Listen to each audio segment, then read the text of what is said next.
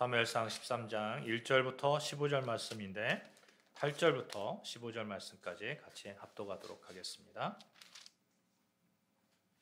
같이 합독합니다. 사울은 사무엘이 정한 기한대로 이레 동안을 기다렸으나 사무엘이 길갈로 오지 아니하매 백성이 사울에게서 흩어지는지라. 사울이 이르되 번제와 화목 제물을 이루어 가져오라 하여 번제를 드렸더니 번제 드리기를 마치자 사무엘이 온지라. 사울이 나가 맞으며 문안하매 사무엘이 이르되 왕이 행하신 것이 무엇이냐 하니 사울이 이르되 백성은 내게서 흩어지고 당신은 정한 날 안에 오지 아니하고 블레셋 사람은 믹마스에 모였음을 내가 보았으므로 이에 내가 이르기를 블레셋 사람들이 나를 치러 길갈에 오겠거늘 내가 여호와께 은혜를 간구하지 못하였다 하고 부득이하여 번제를 드렸나이다 하니라. 사무엘이 사울에게 이르되 왕이 망령되이 행하였도다. 왕이 왕의 하나님 여호와께서 왕에게 내리신 명령을 지키지 아니하였도다. 그리하였더라면 여호와께서 이스라엘 위에 왕의 나라를 영원히 세우셨을 것이거늘 지금은 왕의 나라가 길지 못할 것이라. 여호와께서 왕에게 명령하신 바를 왕이 지키지 아니하였으므로 여호와께서 그의 마음에 맞는 사람을 구하여 여호와께서 그를 그의 백성의 지도자로 삼으셨느니라 하고 사무엘이 일어나 길갈에서 떠나 베냐민 기브아로 올라가니라. 아멘. 여러분, 우리가 삶을 살다 보면 예기치 않은 일들을 맞이하곤 합니다. 그런 상황이 되면 가슴이 두근거리고 머리가 하얗게 변해서 아무 생각도 없는 멍한 상태가 되기도 하죠. 그때 무엇이 옳고 무엇이 그른지 판단력까지 흐릿해질 때가 있습니다. 이런 상황이면 여러분 어떻게 하시겠습니까? 아무쪼록 우리 아름다운 교회 성도님들 모두 예수 그리스도 꼭 붙들고 하나님이 원하시는 길에 서시는 판단과 행동을 하시기를 주님의 이름으로 축복합니다. 아멘. 지난 화요일 서울 남로에 춘기 정기 노예가 있었습니다. 노회장으로 섬기게 되어서 영광이었습니다. 그 가운데 한편으로는 부담을 가진 것도 또한 사실입니다. 제가 2019년부터 부서기 일을 시작했습니다. 근데 서기가 갑자기 공석이 되어가지고 다른 노예로 가버렸어요. 그래가지고 다른 교단으로 가버렸어요. 그래서 부서기로 시작해서 계속해서 서기 업무를 보고 그 가운데 2년 전에 노예장으로 하나님을 섬기게 되었습니다. 여러 가지 어려운 여건이 있었죠. 백석 측과 이렇게 통합하는 과정, 또 헤어지는 과정, 그 과정 속에서 노예가 또 흩어지고 해산될 뻔한 위기도 있었고 그 모든 과정 속에서 노예를 지켜나가면서 노예 통합과 또 미래 비전을 제시해야 되는 그런 상황 속에서 정말 부족하지만 최선을 다했고 또 부담을 많이 가졌던 것도 사실입니다. 그리고 이제 노예법으로 새로운 노예장을 이제 뽑아야 하기 때문에 굉장히 홀가분한 마음으로 노예에 참석할 수 있었습니다. 노예법에는 노예장은 1년에 안 한다. 단 1회 한 해에서 연임할 수 있다. 이런 노예법이 존재하거든요. 그래서 이제 2년 했으니까 너무 홀가분한 마음으로 그렇게 노예에 참석했었죠. 그런데 새로운 노예장을 뽑아야 되는데 어느 분이 손을 들더니 제가 3년 연임을 해야 된다. 지금 하실 분이 안 계시다. 이러시는 거예요. 그 이야기를 들으니까 제가 머리가 하얗게 되는 거예요. 머리가. 아무 생각도 안 나고 다리에 힘이 쫙 풀리고 멍하고 제가 계속해서 법적으로 문제가 될 수 있고 그럴 수도 없다. 저는 절대로 할 수 없다. 그러니까 그러면 법규위원장님한테 물어보자. 법적으로 어느 정도 문제가 되는지. 그러니까 법규위원장님 나와서 뭐라고 얘기하면 모든 노예원들이 아니요. 한 명이라도 아니요 하지 않고 모든 노예원들이 그냥 그 합의를 하면 그게 통과가 될 수 있다는 거예요. 그래서 어쩔 수 없이 노예원들이 박수를 치면서 노예장으로 당선을 시켰습니다. 한동안 멍하니 있었고 한 20-30분 제가 고사를 했었죠. 안 된다. 그래도 눈을 감고 만감이 교차하면서 어떻게 이 짐을 벗어버릴 수 있을까 수없이 생각하고 방법을 찾았습니다. 그때 예수님이 생각나는 거예요. 눈을 감고 있는데 예수님이 생각나는 거예요. 왜 하나님은 이 일을 나에게 지금 맡기시려고 하는 것인가? 하나님이 원하시는 것은 무엇인가? 그런 생각 가운데 마음의 결단을 했습니다. 그래서 우리 노예 121회 역사상 3연임한 그 기록은 제가 유일하지 않나 하는 생각을 합니다. 그만큼 하나님께서 이 시기에 제가 필요한 그런 일들을 맡기시려 하지 않나 그런 생각이 들어서 하나님 그러면 제가 감당하겠습니다. 하나님이 원하시면 지금 내가 필요하다면 하겠습니다. 그런데 하나님 능력 주셔야 됩니다. 하나님 아시잖아요. 노예장으로서 일을 하려면 좀 교회도 규모가 있어야 되고 원래는 노예장은 당회가 있는 그 교회에서 노예장을 맡잖아요. 장로님이 계신 그런 교회에서. 그런데 규모가 있어야 되고 하나님 힘을 주셔야 됩니다. 나는 능력이 되지 않습니다. 하나님께서 시켜주셨으니까 능력을 주실 줄로 믿습니다. 이 믿음을 가지고 하겠습니다. 이렇게 말씀을 드렸습니다.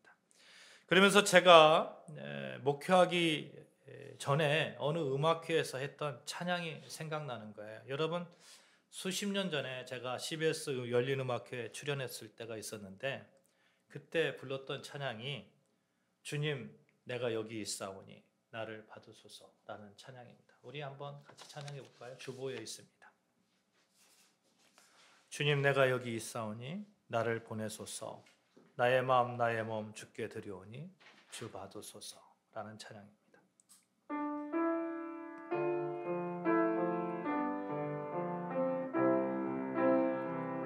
주님 내가 여기 있사오니 나를 보내소서 나의 마음 나의 몸 주께 드리오니 주 받으옵소서 주님 내가 여기 있사오니 나를 써주소서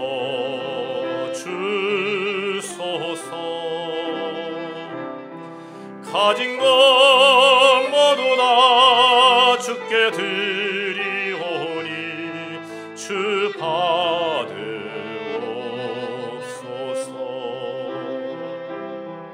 할렐루야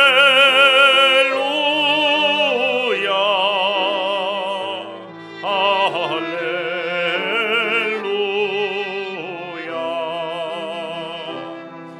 할렐루야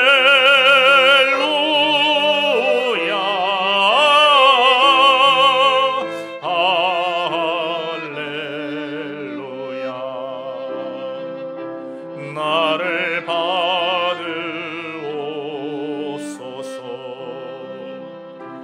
나를 받으옵소서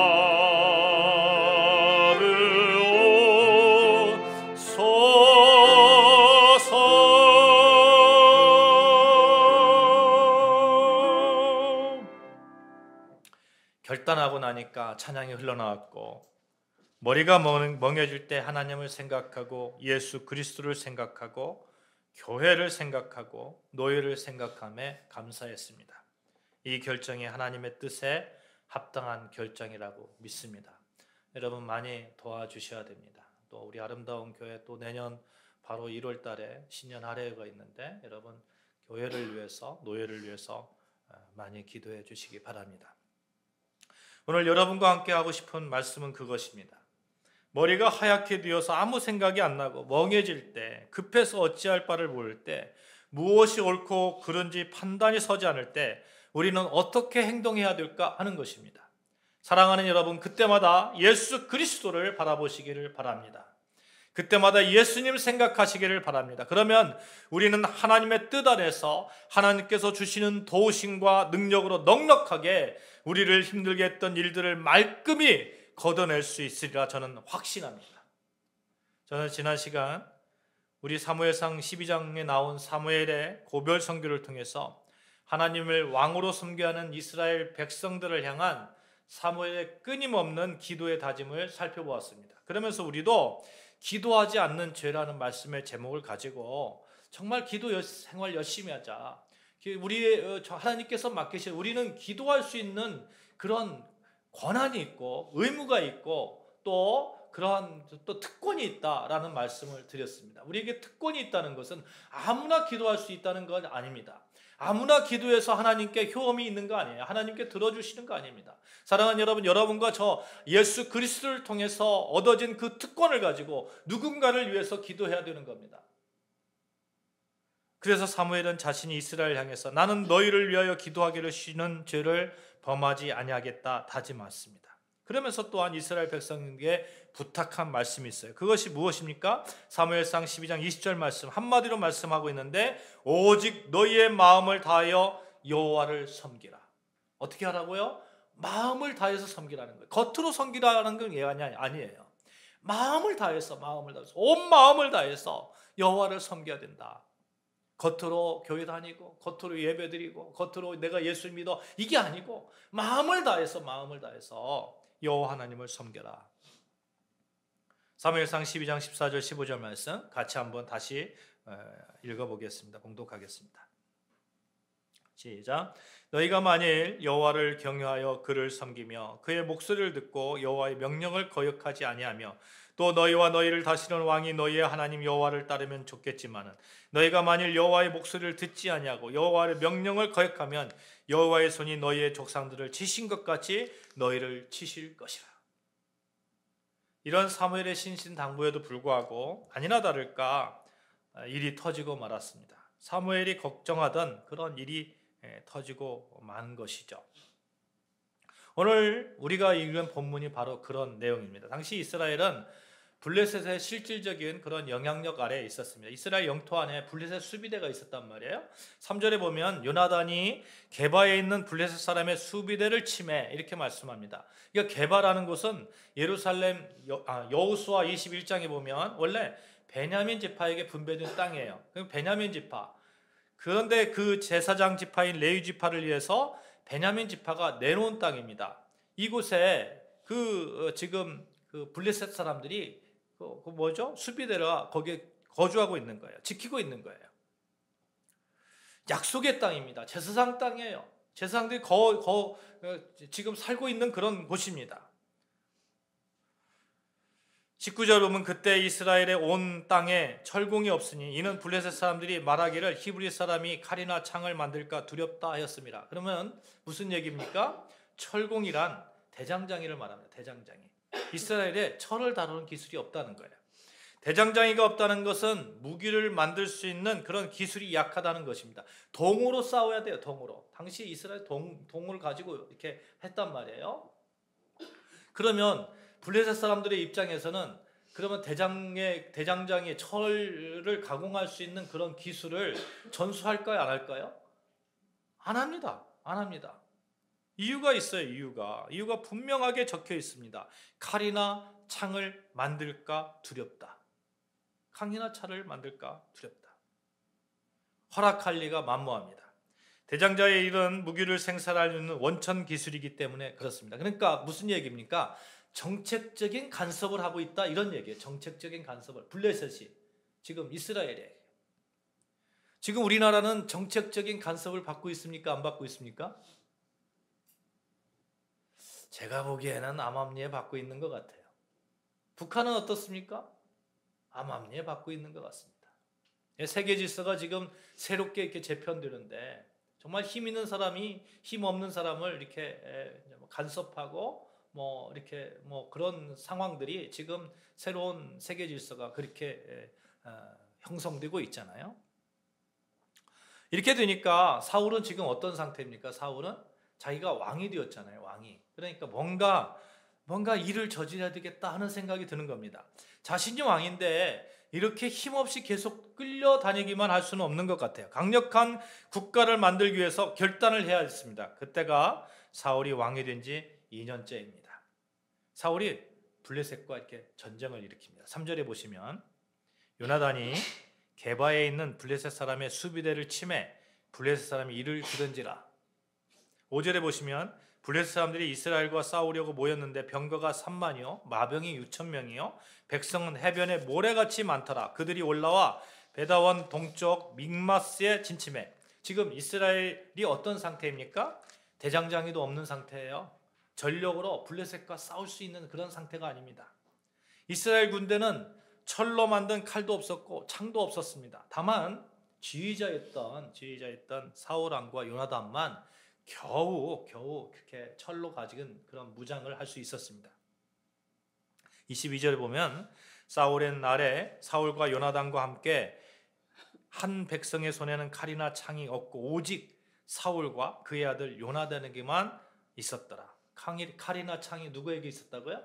요나단하고 사울에게만 있었어요. 그러나 블레셋은 오늘날 탱크라고 말할 수 있는 병거가 지금 몇 대가 있는 겁니까? 몇 대가? 3만 대가 있는 거예요. 3만 대가. 어마어마한 숫자입니다. 3만 대는. 이 철 병거가 얼마나 위력이 있는지 보여주는 사건이 있어요. 사사기 4장 3절에 보면 야빈 왕이라는 자가 있는데 철 병거 900대를 가지고 이스라엘 자손을 20년 동안 이렇게 학대했다. 이렇게 말씀하고 있거든요. 900대를 가지고 20년 동안 학대했는데 지금 블레셋 군대가 몇 개를 가지고 있다고요? 3만 대를 가지고 있어요. 3만 대. 게임이 되지 않습니다. 게임이. 여기에 비해서 사울의 군대는 고작해야 모인 숫자가 600명입니다. 진짜 게임이 되지 않아요. 진짜. 15절 보면 사울이 자기와 함께한 백성을 계수하니 600명가량이라. 절대적인 군사적 열세죠. 그럼에도 불구하고 사울 왕이 왜 블레셋의 싸움을 걸었을까요? 뭔가 이 사울의 정치적 속셈이 보이는 것 같습니다. 그는 아마도 전쟁을 통해서 자기 자신의 왕권을 이렇게 굉장히 강화하고 싶었을 거예요. 어쨌든 이를 버리기는 버렸는데 사실 사울은 블레셋을 이길 수 있는 어떠한 조건도 가지고 있지 않잖아요. 그렇죠? 그는 세상적인 방법으로는 백전백패입니다. 이런 상황 속에서 사울이 전쟁을 일으킨 그 배포가 어디서 나왔느냐 하는 거예요. 어디서? 그는 하나님을 믿었잖아요. 하나님을. 그러니까 이번에도 하나님께서 도와주실 거야. 하나님께서 함께 하시면 내가 이길 수 있어. 멋지잖아요. 이 믿음 멋지잖아요. 그래서 사울 왕은 제사장인 사무엘에게 전쟁을 하기 전 예배를 드려달라고, 제사를 드려달라고 얘기하는 겁니다. 그때 사무엘이 이레를 기다려달라고 그랬어요. 8절에 보면 사울이 사무엘의 정한 기한대로 이레 동안을 기다렸으나, 그런데 문제는 이레째 되는 날 이렇게 아무리 기다려도 오지 않는 겁니다. 머리가 멍해지겠죠? 내가 믿는 것은 하나님밖에 없는데 제사를 안 드리면 하나님께서 안 도와주실 것 같은데, 이러다가 하나님께 아무런 도움도 받지 못하는 거 아닌가? 하나님께 제사를 드려야 되는데 하나님이 도와주셔야 되는데, 하나님이 도와주시기 전에 블레셋 군사가 쳐들어오면 어떤가? 5만 가지 생각이 다 듭니다. 그렇게 멍해지고 급해지고 답답한 상황입니다. 더군다나 백성들은 흩어져요. 이때 사울이 실수하는 거예요. 사울이 믿음이 있어요. 믿음이 있기 때문에 제사 드려달라는 거 아니에요? 하나님을 의지하잖아요. 의지함에도 불구하고 실수하는 거예요. 제사장만이 드릴 수 있는 제사를 자신이 직접 집전하는 겁니다. 그래도 내가 왕으로 기름 부음 받은 자인데 급하면 어쩔 수 없지. 사울 왕이 실수한 이유, 그의 교만과 그의 판단력 미스 합쳐진 거예요. 하나님 앞에 크나큰 죄를 범하게 되었습니다. 9절에 보시면 사울이 이르되 번제와 화목 제물을 이리로 가져오라 하여 번제를 드렸더니, 번제를 드리고 말았어요. 각을 떠가지고 제단에 놓고 하나님께 올려드렸습니다. 태워버렸어요. 이제 막 제사를 끝내자마자 사무엘이 현장에 도착합니다. 사무엘이 현장에 도착하니까 분위기가 이상해졌겠죠. 번제물과 화목제는 이미 다 타버렸어요. 그러니까 사무엘이 묻습니다. 사무엘이 이르되 왕이 행하신 것이 무엇입니까? 왜 이게 뭐예요? 이거 어떻게 된 거예요? 당신이 무슨 일을 했습니까? 10절에 보니까 지금의 왕의 나라가 길지 못할 것이라. 여호와께서 왕에게 명령하신 바를 왕이 지키지 아니하였으므로 하나님께서 당신에게 명령한 것을 당신이 지키지 않았다는 거예요. 당신이 하나님 아버지를 아버지라고 믿고 있으면서 고백하면서 하나님의 능력을 구하면서 하나님의 명령을 거역했다? 사울은 지금 제사를 드린 죄밖에 없습니다. 예배 드렸단 말이에요. 그리고 또 하나는 좋은 제물 하나님께 드렸습니다. 우리는 이렇게 생각할 수 있잖아요. 그게 뭐 큰 문제라고 그렇게 그럴까? 하나님 믿으면 됐지. 근데 하나님의 명령을 지키지 않았잖아요. 병거가 3만이고 마병이 6천이니까 얼마나 많은지 해변에 백성들이 모래알 같다고 하고 언제 쳐들어올지 모를 것 같고 백성들은 흩어지고 사울이 긴장되니까 금방 전쟁이라도 날 것 같으니까 백성들을 다시 모아야 될 것 같으니까 제사를 드립니다. 명분이 있는 것 같아요. 그러나 여러분, 사울의 드린 제사는 제사장만이 드릴 수 있는 것이고 그것은 하나님의 명령이었습니다. 그는 분명히 알고 있었어요. 그러니 알고 행한 죄가 되는 거예요. 알고 행한 죄. 그렇게 행한 결정적인 이유, 그의 판단력이 흐려졌기 때문입니다. 그의 교만 때문이라고 말씀드렸어요. 내가 왕인데, 급한데, 이 사건이 얼마나 큰 사건인지 아십니까? 이 사무엘이 책망을 하는 거예요. 어느 정도 책망을 하냐면 이제 너 끝났다. 이제 너 끝났다. 이제 하나님이 너를 버리실 거야. 너의 왕국은 이제 끝난 거야. 새로운 왕을 세우실 거야. 사랑하는 여러분, 이런 말에 11절에 보면 사울의 변명이 나오죠. 사무엘이 이르되 왕이 행하신 것이 무엇이냐 하니 사울이 이르되 백성은 내게서 흩어지고 당신은 정한 날 안에 오지 아니하였고 당신도 책임 있다는 거예요. 당신도 블레셋 사람은 믹마스에 모였음을 내가 보았으므로 정말 어렵고 힘든 상황이에요. 언제 쳐들어올지 몰라요. 내가 가진 힘이 다 흩어지는 것 같아요. 없어지는 것 같아요. 내가 가진 재능들, 내가 가진 경제적인 것들 다 없어지는 것 같아요. 이제 끝날 것 같아요. 거기에 또 다른 사람들이 나를 공격해 오는 것 같아요. 거기에다가 나를 도와주려고 했던 그 사람은 아직 연락이 없어요. 도와준다고 했는데, 분명히 했는데 연락이 없어요. 그때 내가 하나님을 믿는 자로서 하나님의 명령을 벗어나는 그러한 행동을 얼마든지 할 수 있겠다 하는 겁니다. 급하면 그렇게 할 수 있겠다. 사울은 번제를 드리는 것이 부득이하게 드릴 수밖에 없다고 변명하고 있습니다. 12절 말씀 제가 봉독해 드리겠습니다. 이에 내가 이르기를 블레셋 사람들이 나를 치러 길갈로 내려오겠거늘 내가 여호와께 은혜를 간구하지 못하였다 하고 부득이하여 번제를 드렸나이다. 부득이하여 어쩔 수 없이 다른 방법이 없어서 하나님의 명령을 거역합니까? 사울왕은 지금과 같은 위급한 상황에서 다른 방법이 없기 때문에 자신이 번제를 드릴 수밖에 없었다고 핑계를 대는 것이죠. 그러나 그것은 핑계입니다. 그가 급하니까 머리가 하얗게 변해서 멍해지고 판단력이 흐려지는 거예요. 무엇이 우선입니까? 여호와의 명령이 우선입니까? 아니면 내가 제사 드리는 게 명령입니까? 우선입니까? 하나님의 명령을 거역하면서 하나님의 뜻을 거역하면서 내가 어떤 행동을 하는 게 그게 우선입니까? 절대로 해서는 안 되는 일을 해버리는 것이죠. 그리고 변명하는 거예요. 사랑하는 여러분, 우리도 이런 실수를 할 수 있습니다. 하나님의 뜻이 분명히 있음을 알고 있음에도 불구하고 상황이 급해지고 어쩔 수 없고 그렇게 느껴질 때마다 부득이하다고 느껴질 때마다 얼마든지 하나님의 뜻을 거역할 수 있습니다. 부득이하여 예배를 빠지는 것, 얼마든지 할 수 있죠. 예를 들어서 주일날 시험을 보는 거예요. 국가시험. 부득이하잖아요. 부득이하잖아요. 그거 안 보면 평생 동안 뭐 어떻게 어쩔 수 없는데. 근데 여러분 그런 경우에는 제가 제안을 드릴게요. 그런 경우에는 여러분 시험을 보십시오.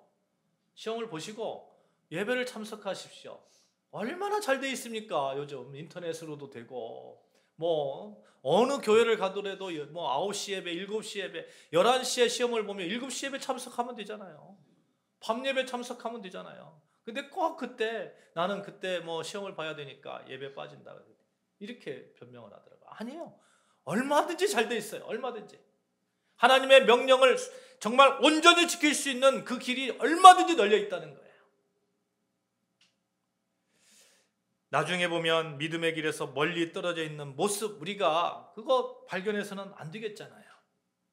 우리는 상황이 급하면 급할수록 생각이 나지 않으면 않을수록 다리에 힘이 빠지면 빠질수록 더욱 하나님의 뜻을 붙들어야 될 줄로 믿습니다. 아멘. 사랑하는 여러분, 그러기 위해서 예수 그리스도를 바라보십시오. 예수 그리스도. 예수 그리스도를 생각하십시오. 예수님이라면 어떻게 하셨을까? 예수님이라면 이 상황 속에 무엇을 하셨을까? 깊이 묵상하고 기도하는 겁니다. 제가 그 노예회의 장소에서 이렇게 단상에 서가지고 노예장으로서 얘기를 듣는데 눈을 감고 한 10분 동안 계속 아무 말도 안 했어요. 아무 말도 안 했는데 계속 스치고 지나가는 예수님이라면 어떻게 하셨을까?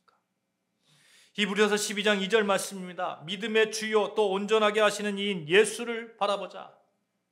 온전하게 하신다는 말, 이 상황을 역전시킬 수 있다는 그 말씀, 누가요? 예수님만이 할 수 있는 거예요. 예수님만이. 예수님과 접붙여진 자만이 할 수 있습니다. 요한복음 15장 4절 말씀 제가 봉독하겠습니다. 내 안에 거하라 나도 너희 안에 거하리라. 가지가 포도나무에 붙어 있지 아니하면 스스로 열매를 맺을 수 없음 같이 너희도 내 안에 있지 아니하면 너희도 그러하리라. 나는 포도나무요 너희는 가지라. 그가 내 안에 내가 그 안에 거하면 사람이 열매를 많이 맺나니 나를 떠나서는 너희가 아무것도 할 수 없느니라. 나를 떠나서는 너희가 아무것도 할 수 없느니라. 예수님 떠나서는 우리가 아무것도 할 수 없습니다. 우리가 한번 이렇게 고백합시다. 예수님 떠나서는 나는 아무것도 할 수 없습니다. 시작. 예수님 떠나서는 나는 아무것도 할 수 없습니다. 이 믿음 붙들자고요. 이 믿음.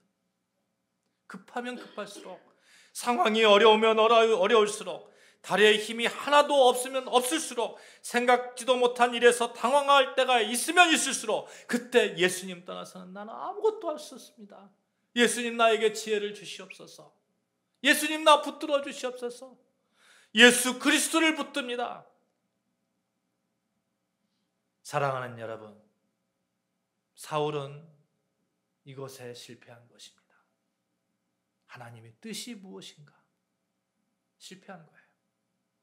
하나님 바라보고 하나님 의지하고 하나님 말씀 앞에 서서 그 말씀 앞에 순종해야 되는데 그것이 우선이었는데 그것에 실패했습니다.